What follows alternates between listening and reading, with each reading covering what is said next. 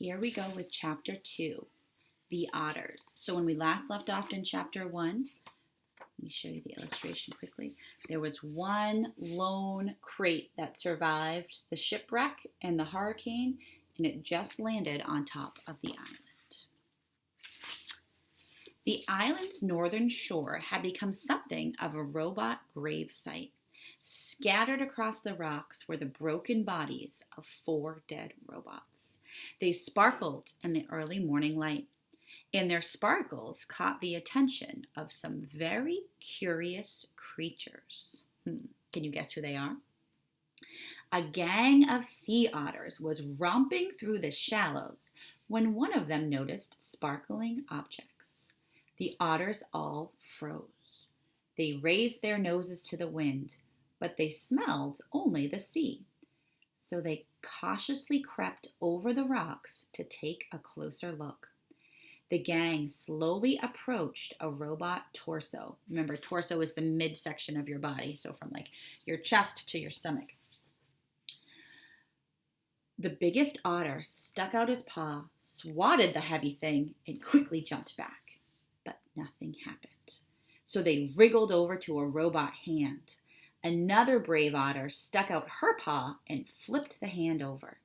It made a lovely clinking sound on the rocks, and the otter squeaked with delight. Remember we talked about the word delighted last week, meaning happy? They spread out and played with the robot arms and legs and feet. More hands were flipped.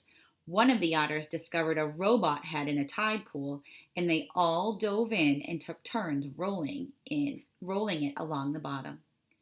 And then they spotted something else. Overlooking the gravesite was the one surviving crate. Its sides were scraped and dented, and a wide gash ran across its top. The otters scampered up the rocks and climbed on to the big box. 10 furry faces poked through the gash, eager to see what was inside. What they saw was another brand new robot. But this robot was different from the others. It was still in one piece, and it was surrounded by spongy packing foam. The otters reached through the gash and tore at the foam. It was so soft and squishy. They squeaked as they snatched at the fluffy stuff.